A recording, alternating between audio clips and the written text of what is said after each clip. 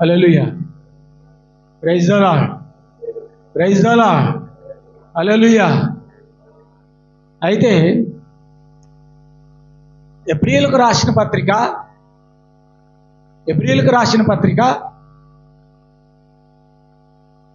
7వ అధ్యాయము ఎబ్రీయులకు రాసిన పత్రిక 7వ అధ్యాయము 26వ వచనం చదువుకుందాం. 26వ వచనం.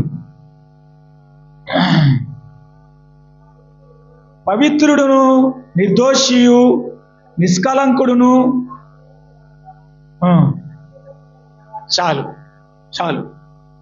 పవిత్రుడును నిర్దోషియు నిష్కలంకుడును పాపులలో చేరక ప్రత్యేకముగా ఉన్నవాడును ఆకాశ మండలము కంటే మిక్కిలి ఎత్తైన వాడునై ఉండి ప్రధాన యాజకుడగును. మనకు సరిపోయిన వాడు ఎవరు? ఈ ప్రధాన యాజకుడు the Lord Jesus Christ. We are God.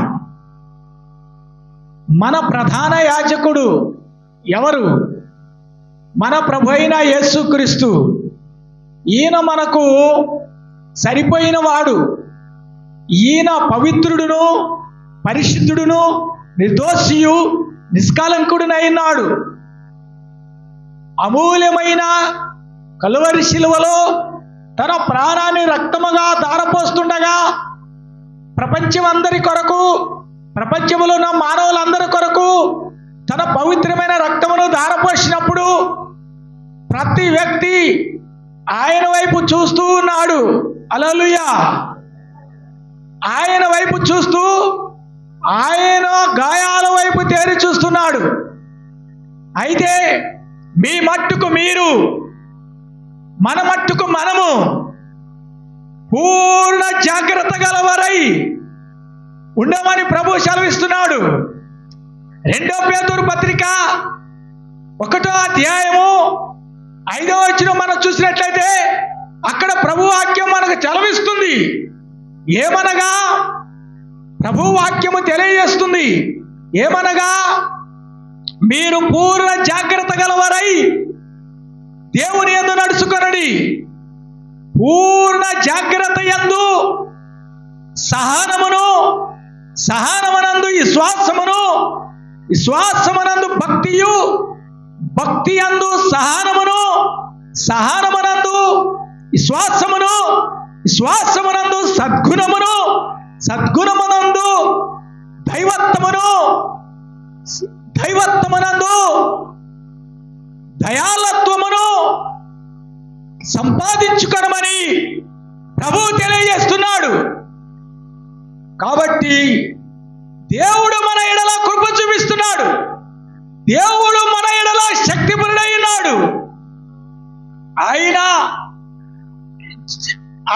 మన ప్రభువైన యేసుక్రీస్తు 3వ దినములో ఆయన మహిమలో ప్రవేశించెను. ఈయన మన కొరకు ప్రధాన యాజకుడు, పవిత్రుడు, నిర్దోషియు, నిష్కలంకుడును. ఈ ప్రధాన యాజకుడు మనకు సరిపోయిన వాడు. పాపులలో చేరక ప్రత్యేకంగా ఉన్నవాడు. మన ప్రభువైన యేసుక్రీస్తు నామమునకు మహిమయు ఘనతయు ప్రభావములు యుగయుగములకు కలుగునుగాక. ఆమేన్. అయితే ప్రియమైన సహోదరులారా, మనం ఏమి కలిగి ఉండాలి అంటే సద్గుణమునందు సహనమును. మనము ఏదైనా కొంచెం ఓర్చుకోలేని వారం, సహనం ఏదైనా కొంచెం కష్టమైతే ఓర్చుకోలేని వారం, కుటుంబంలో కానీ ఎవరైనా ఒక మాట అంటే పడలేని వారం, సహించలేని వారం.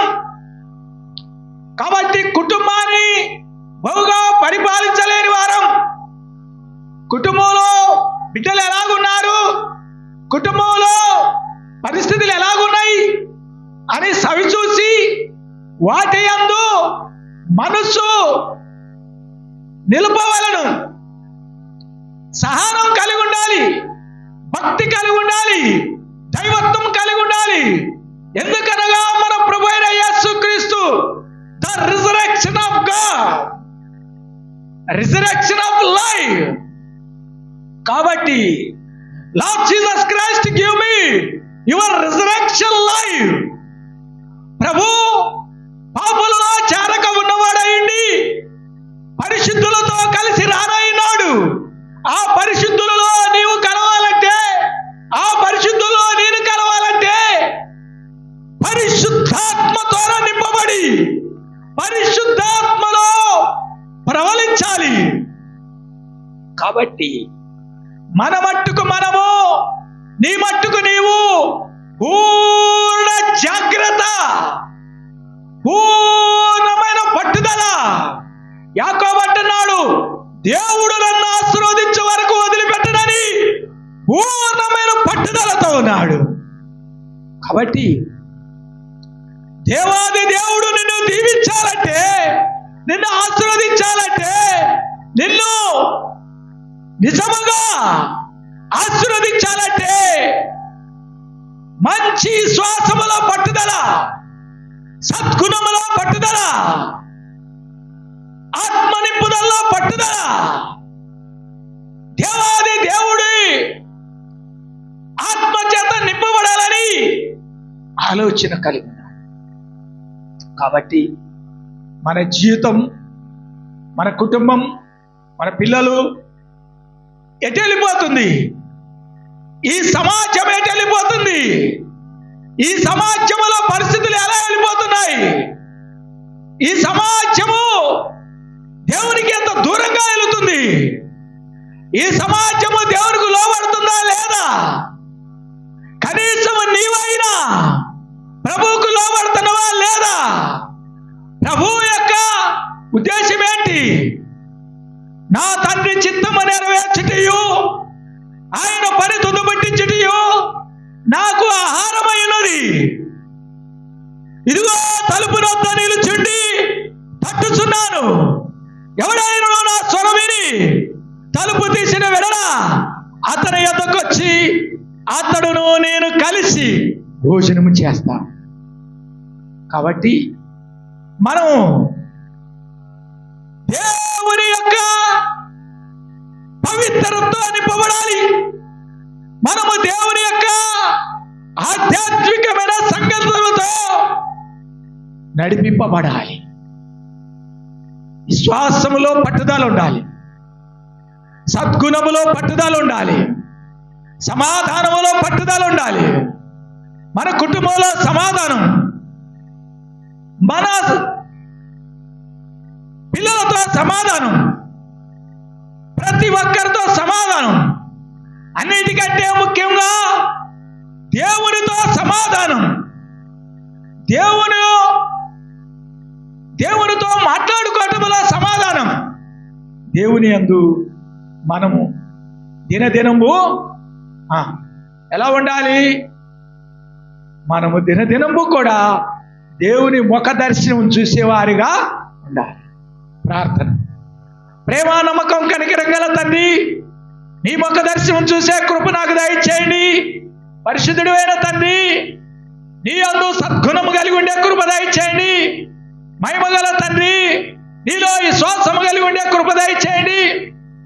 ఆయనను మనిషి కుమారుడు ఈ భూమి మీదకి వచ్చినప్పుడు విశ్వాసము కనుగొనునా అని సెలవిచ్చారు.